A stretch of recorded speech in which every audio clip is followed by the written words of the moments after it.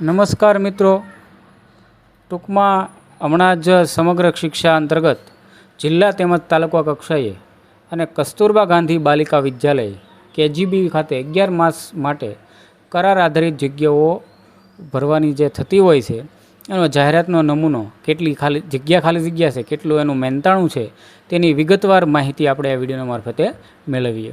હું ગોડીકે પ્રવીણભાઈ આપ સૌનું હાર્દિક સ્વાગત કરું છું. મિત્રો, 11 માસના આધારિત આખી કરાર આધારિત ભરતી થતી હોય છે. એમાં જોઈએ તો આપણે જિલ્લા કક્ષાની વાત કરીએ તો જિલ્લા કક્ષાની અંદર ક્રમ 1ની અંદર આવશે પ્રોજેક્ટ કોઓર્ડિનેટર, એટલે કે સેકન્ડરી એજ્યુકેશન. એની એક જગ્યા 11 જગ્યા છે અને એનો માસિક મહેનતાણું છે 27,000. એ જ રીતનું મદદનીશ જિલ્લા coordinator quality education and monitoring, એની પણ 27,000 પગાર છે અને એની ખાલી જગ્યા 6 છે. ત્રીજા ક્રમ આવશે મદદનીશ જિલ્લા કોઓર્ડિનેટર ગર્લ્સ એજ્યુકેશન, માત્ર મહિલા ઉમેદવાર જ અરજી કરવી, એ પણ 6 જગ્યા છે, 27,000 છે. આ ઉપરાંત ચોથા ક્રમે પણ એ જ રીતે છે કે મદદનીશ મહિલા કોઓર્ડિનેટર જિલ્લા હિસાબ અધિકારી, 27,000 પગાર. એની જે ખાલી જગ્યા છે એ દર્શાવેલી નથી. ત્યારબાદ છે MIS, એની જે 30,000 પગાર, 4 જગ્યા છે. આ રીતે જિલ્લા કક્ષાની જગ્યાઓનું આખું લિસ્ટ 1 થી 10 સુધી છે એ આપેલું છે. એની વિગતવાર માહિતી તમને અહીં જોવા મળે છે. ત્યારબાદ જોઈએ તો તાલુકાની અંદર જોઈએ કસ્તુરબા ગાંધી બાલિકા વિદ્યાલય કે KGB કક્ષાની વાત કરીએ તો એમાં પણ બ્લોક MIS કોઓર્ડિનેટર, એની 23,000 પગાર છે, કુલ 28 જગ્યા છે. ત્યારબાદ બ્લોક રિસર્ચ પર્સનની જગ્યા છે એ 62 છે, 22,000 મહેનતાણું છે એનું. બ્લોક રિસર્ચ પર્સન નિપુણ પ્રજ્ઞા માટે તો 22,000 એનું માસિક મહેનતાણું અને 11 જગ્યા. ત્યારબાદ છે આસિસ્ટન્ટ વોર્ડન નિવાસી, ફક્ત મહિલા ઉમેદવારો માટે 102 જગ્યા છે, એનું માસિક મહેનતાણું છે 15,000. એ જ રીતની હિસાબનીશ બિન નિવાસી KGB માટે છે, મહિલા ઉમેદવારો માટે છે 8,500 એનું માનસિક મહેનતાણું છે અને 57 એની જગ્યા. તો આ રીતે ઘણી બધી જગ્યાઓ અલગ અલગ વિભાગની અંદર છે થઈ અને થતી હોય છે. જે વ્યક્તિઓ 11 માસ આધારિત ભરતી માટે છે એ એપ્લાય કરી શકે. એની વિગતવાર વાત કરીએ તો આ સમગ્ર શિક્ષા અંતર્ગત ગુજરાત રાજ્યમાં જિલ્લા તાલુકા કક્ષાએ KGB ખાતે ઉક્ત ખાલી રહેલી જગ્યાઓની ભરતી માટે તેમજ ભવિષ્યમાં ખાલી પડનાર જગ્યાઓ માટે પસંદગી યાદી તૈયાર કરવા માટે યોગ્ય લાયકાત, પૂરતો અનુભવ ધરાવતા ઉમેદવારો પાસેથી ઓનલાઈન અરજી મંગાવવામાં આવે છે. ફક્ત ક્રમ નંબર 3, ક્રમ નંબર 8, ક્રમ નંબર 14 અને ક્રમ નંબર 15ની જગ્યા છે એ ફક્ત મહિલા ઉમેદવારની છે. આ જે ઉપરોક્ત જગ્યાઓ છે એની વયમર્યાદા ઓનલાઈન અરજી કરવાની છેલ્લી તારીખના રોજ 35 વર્ષ સુધીની રહેશે. આમાં કોઈ અનામત કે એવું કંઈ આપેલું નથી. આ ઉપરાંત વાત કરીએ તો ઉમેદવારે ઓનલાઈન અરજી છે એ SSA ગુજરાતની જે વેબસાઇટ ઉપર જઈ રિક્રુટમેન્ટ પર ક્લિક કરી કરવાની રહેશે.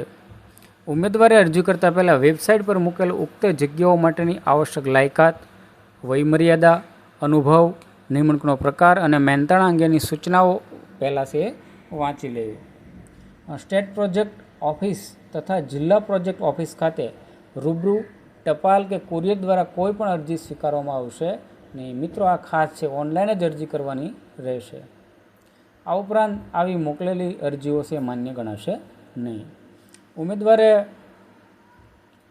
ખરાઈ પત્રકો માટે જ્યારે પણ રૂબરૂ બોલાવવામાં આવે ત્યારે છે એ ઓનલાઈનની પ્રિન્ટ છે એ સાથે લાવવી જરૂરી છે. સાથે સાથે એક પ્રમાણપત્રની ઝેરોક્સ નકલ, પાસપોર્ટ સાઇઝનો ફોટોગ્રાફ્સ તેમજ અસલ પ્રમાણપત્ર સાથે રાખવા રહેશે. અને ખાસ મહત્ત્વનું, આ ઓનલાઈન અરજી કરવાની શરૂઆત છે એ 21/5થી લઈ અને 31/5 સુધી આ રહેશે.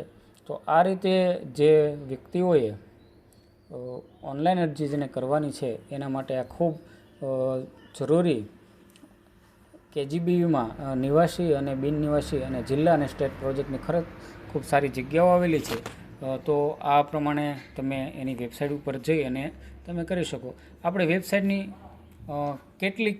કઈ રીતની આખી પ્રોસેસ છે એના વિશે થોડીક માહિતી છે લઈએ. સૌથી પહેલાં ગૂગલ ક્રોમની અંદર તમે SSA ગુજરાત લખશો એટલે તમને આ જે દેખાય છે તેવી આખી એક ડેશબોર્ડ છે એ દેખાશે. એની અંદર તમારે સૌથી નીચે અહીંયા તમે આવશો એટલે આ રિક્રુટમેન્ટ એવું છે એ આવશે, એની પર આમ તમે ક્લિક કરશો તો આ રીતની આખી છે એ માર્ગદર્શક દેખાશે. એમાં સૌથી પહેલાં આ 20/5/2025 જે જાહેરાત છે એ સમગ્ર શિક્ષા અંતર્ગત જિલ્લા તેમજ તાલુકા કક્ષાએ અને કસ્તુરબા ગાંધી બાલિકા વિદ્યાલય ખાતે 11 માસ માટે જગ્યાઓ બાબત એ ત્યાં આ એટેચમેન્ટ ઉપર તમે આ રીતે ક્લિક કરશો તો આ આખી અરજીનો છે એ નમૂનો દેખાશે અને કઈ રીતે અરજી કરવી એની બધી જ માહિતી વિગતવાર છે અહીં દર્શાવેલી છે. લાયકાતના ધોરણો છે, કેટલી જગ્યા છે, લગભગ 11 પેજમાં આખી માહિતી છે એ અહીં દર્શાવેલી છે. તમે આનો અભ્યાસ એક વખત વિગતવાર છે કરી લો, કારણ કે કારણ કે ટેટ ટાટ ફરજિયાત છે, એમાં કેટલા કોના ગુણ છે, સ્નાતકના કેટલા ટકા, બધી જ માહિતી ખૂબ સરસ રીતે છે અહીં દર્શાવેલી છે.